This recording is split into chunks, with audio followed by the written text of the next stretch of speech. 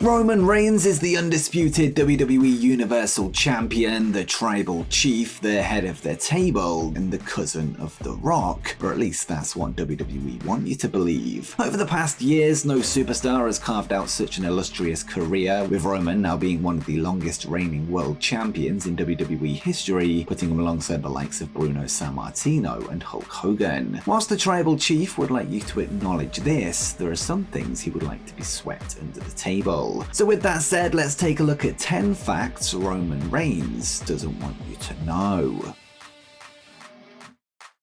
In the early days of his career, Roman Reigns was heavily pushed by WWE to be their next big star. However, there's been times where he did himself no favors, such as in 2016, where he was suspended from WWE for 30 days for violating the wellness policy, with him being found with Adderall in his system, a banned substance in almost every major sport. The WWE has suspended Roman Reigns 30 days after the superstar violated the company's talent wellness policy.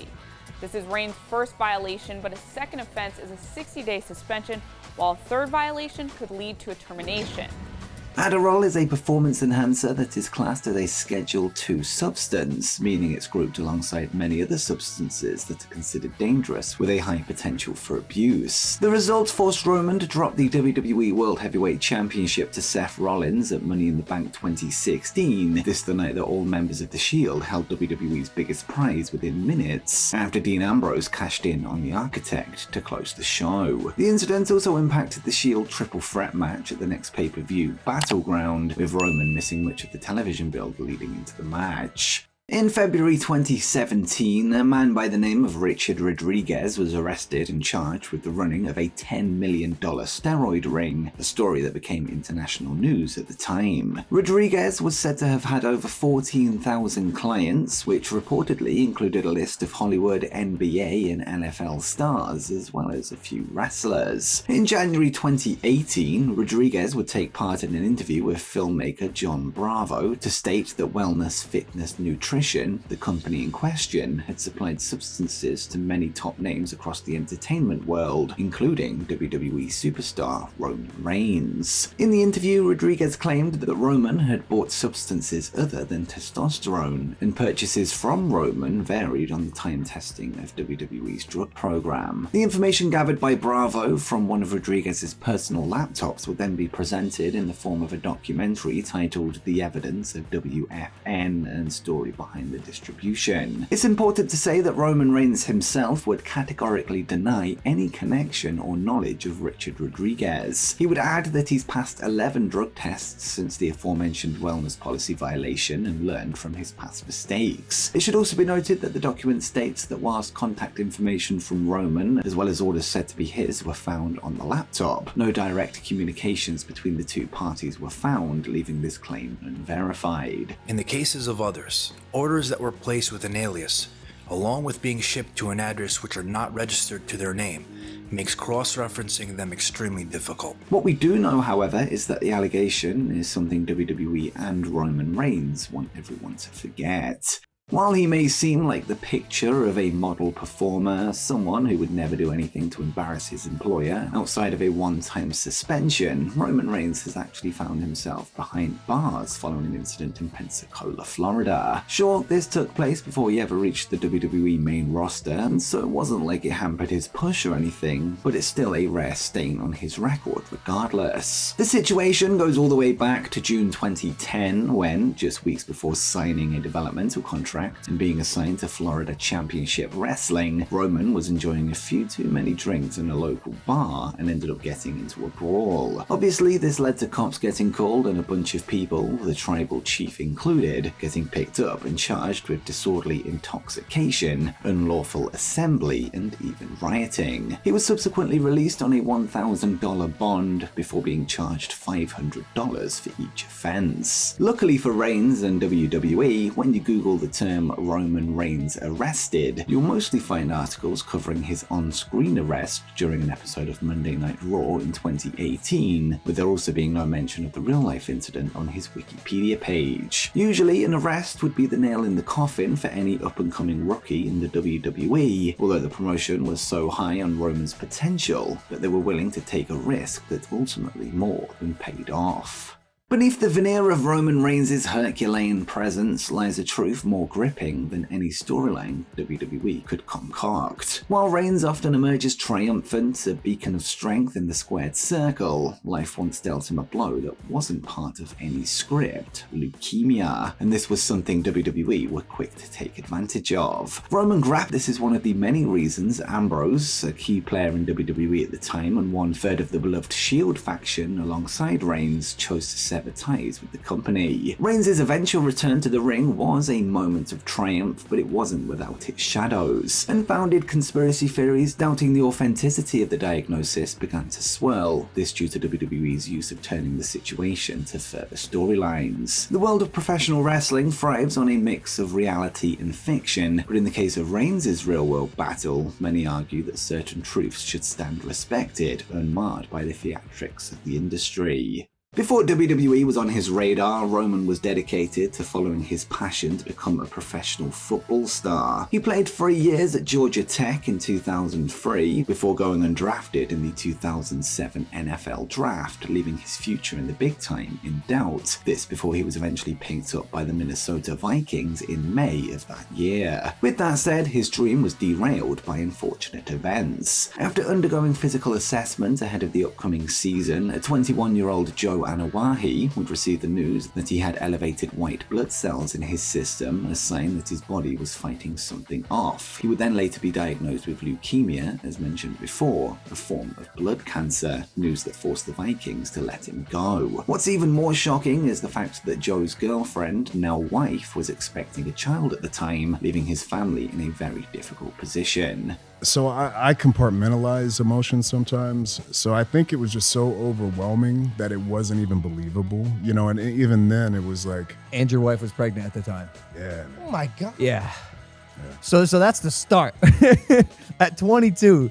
Like, that's a lot going on, man. That was my introduction into manhood. Roman has looked back at this moment as one of the most challenging times in his life, although in hindsight it's the origin story of a man that went on to conquer an entire industry, albeit not the path that he originally chose. Roman has defeated a long list of some of the top names in WWE history throughout his time in WWE. From John Cena to Brock Lesnar to Triple H and The Undertaker, Roman has battled some tough opponents and came out of those matches as the victor. However, he has lost to some shocking opponents that will leave you scratching your head. At Money in the Bank 2023, Jey Uso would manage to pin Roman Reigns in the main event tag match of the night, this being the first time his shoulders had been pinned to the mat for the 3 count in 1,294 days. One thing Roman probably doesn't want you to know is the person that was the final man to pin him prior to this impressive streak. Heading into the TLC 2019 event, Reigns would be caught up in a feud with Baron Corbin, and the two had a tables, ladders and chairs match on the card. Oh, I know what he's got in mind. The end of days to a steel chair.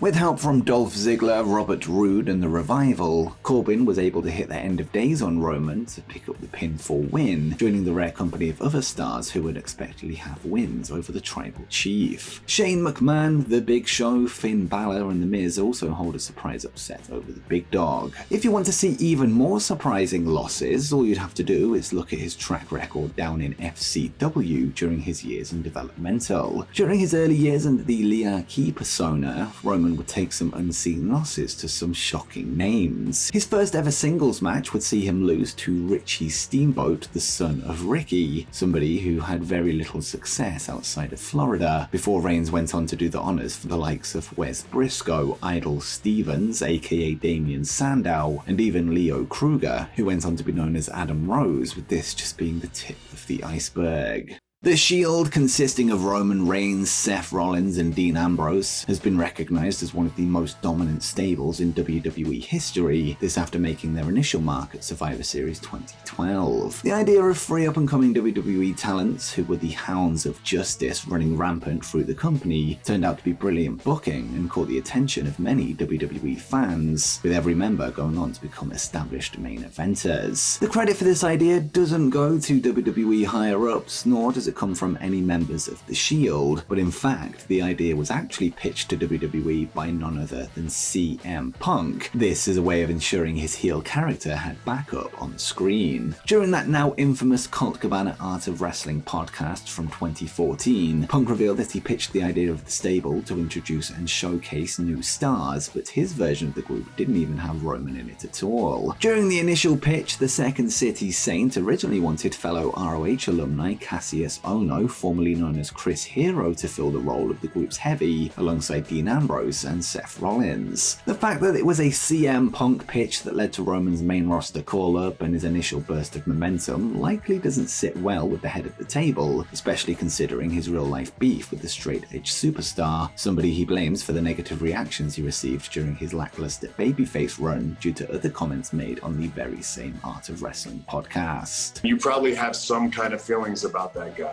I know I do. Just by doing one of these things, he made my job a lot harder over, 5-10 years ago. And speaking of his babyface run, it's well documented that it took Roman Reigns many years to become accepted as a main event caliber talent by the fan base following the separation of the Shield, with him spending the majority of his career receiving negative reactions despite the company's vision of the big dog being the guy. Roman's initial solo run as a babyface in WWE faced mixed reactions for several reasons. WWE's aggressive push positioned him as the main eventer, which many fans found extremely forced and against their will. Additionally, there was a perception of Reigns having a limited moveset, which some fans equated with him being a one-dimensional wrestler. Comparisons with John Cena, WWE's prior top star, didn't help either, as he too received similar pushback in the latter stages of his full-time run. Many fans were worried that WWE were replicating the Cena formula with Reigns, leading to another era of a polarizing figure. The push also coincided with the immense popularity of Daniel Bryan, who was the fans' choice to fill the position WWE wanted Roman in, a situation that would eventually boil over. When Bryan was eliminated early on in the Royal Rumble 2013 match, it became clear that Reigns was about to receive his crowning moment, resulting in the rest of the show being hijacked by boos, with an appearance from megastar The Rock still not being enough to get fans back on side after Reigns picked up the win. The company's refusal to turn Roman heel only compounded the situation, as the cringy babyface run rolled on year, with there at one point being no sign that anything was ever going to change, not only when it comes to the fan reaction, but also WWE's persistence in Reigns being the top babyface. Here lies one of the many reasons for the backlash that Roman received from fans during his babyface run. Navigating the treacherous waters of professional wrestling's high expectations is no easy task, even for a stalwart like Roman Reigns, and when it comes to the biggest stage, WrestleMania, the pressure multiplies. At WrestleMania 33, Reigns found himself opposite a true colossal of the industry, The Undertaker. On paper, this clash of titans promised to be stuff of legends that would mark a true passing of the torch moment, with the added weight that it was to be The Undertaker's swan song, his final match. The stakes were astronomical. The Undertaker's revered legacy was on the line, and for Reigns, this was another step to solidify himself as WWE's flag bearer. But as fate would have it, a series of missteps and less than fluid sequences resulted in a bout that many deemed underwhelming. The haunting image of The Undertaker leaving his iconic attire in the ring, signaling the end of his time inside it, was met with a mix of reverence and a lingering sense of dissatisfaction. You dream about that match, to be in that match and tearing the house down, and I wasn't able to give him that. And that bothers me. The aftermath was telling, as whispers in the wrestling corridors suggested that both the Dead Man and the Big Dog were profoundly disappointed by how the contest played out. The Undertaker, an eternal perfectionist, felt a nagging urge to redeem himself, eventually leading to his decision to postpone his retirement altogether. For Reigns, already contending with a fanbase split over his ascension, this match further fueled the narrative that he wasn't quite ready to carry the mantle of WWE's lead babyface. Despite the years of missteps from the company's creative, in hindsight at least, Roman can finally truly say, "This is my yard now." Dwayne "The Rock" Johnson and Roman Reigns are two of the most prominent names in WWE history, often touted as cousins in the narrative spun by the wrestling company. However, digging into their heritage reveals a much more intricate story. Roman Reigns, whose real name is Joe Anoa'i, belongs to the famous Anoa'i wrestling family. He's the son of Sika Anoa'i, one half of the legendary tag team, the Wild Samoans. On the flip side, Dwayne "The Rock" Johnson's wrestling roots comes from both his father, Rocky Johnson, and his grandfather through adoption, High Chief Peter Maivia. Now let's go even further up Roman's side of the family tree to his grandfather Amata Anoa'i, who was considered a blood brother to The Rock's adopted grandfather, the High Chief, with this bond being more symbolic and cultural than genetic. It represents a deep and respectful bond in Samoan culture, akin to what might consider a brotherhood. This means that Roman Reigns and The Rock do not share direct ancestry and are not blood related in the way that we might be used to, something WWE as well as Reigns and Johnson themselves simplify by labeling them as cousins. Now let's dive into the whole bloodline angle, which revolves around Roman Reigns and his Samoan heritage. Speculation suggests that the angle will culminate in a colossal match between The Rock and Roman Reigns to find out who is the true tribal chief and head of the table. The Rock headlining WrestleMania with Roman Reigns, that was locked. We were doing it. And then we agreed, hey, listen, there's WrestleMania in Philadelphia. With that said, if this dream match does materialize, it would be between two individuals who, while deeply connected by culture and wrestling legacy, do not share a direct bloodline. And before you go, make sure you check out 10 facts that MJF doesn't want you to know.